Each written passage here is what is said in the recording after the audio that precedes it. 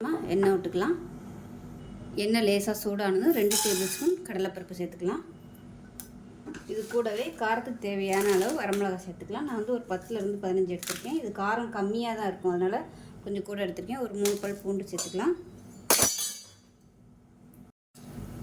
இப்போ மீடியமான ஃப்ளேமில் எல்லாத்தையும் நல்லா வறுத்துக்கலாம்.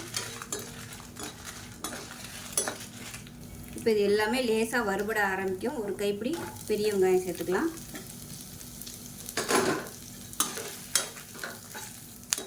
இப்போ பாருங்கள், இது எல்லாமே நல்லா வதங்கிருச்சு. கேஸ் அமர்த்திடலாம். இது ஆறுனதுக்கப்புறம் மிக்ஸி ஜாரில் சேர்த்துக்கலாம். இதை மிக்ஸி ஜாரில் சேர்த்துக்கலாம் எல்லாத்தையுமே.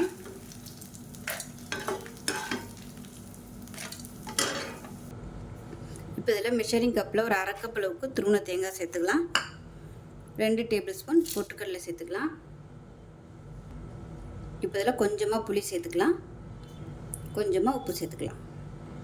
இப்போ இதில் ஒரு கொத்து கருவேப்பிலை சேர்த்துக்கலாம்.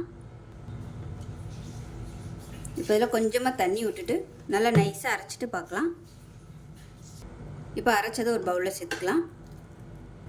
இப்போ மிக்ஸி அலசிட்டு தண்ணி சேர்த்துக்கலாம். இந்த சட்னி தண்ணியாக வேணுமா தண்ணியாக வச்சுக்கோங்க, இல்லை கெட்டியாக வேணாலும் கெட்டியாக வச்சுக்கலாம். இப்போ பாருங்கள், தாளிக்கிற கடாயில் இப்போ பாருங்கள், கடுகு, உளுந்து, வரமிளகா, கருவேப்பிலை, பெருங்காயம் போட்டு தாளிச்சிருக்கேன். இதே கொட்டிடலாம் சட்னியில். அவ்வளோதான், அருமையான டேஸ்ட்டில் ஒரு சூப்பரான சட்னி ரெடி ஆகிடுச்சு. இட்லி, தோசை, ஊற்றுவோம் எல்லாத்துக்கும் நல்லாயிருக்கும்.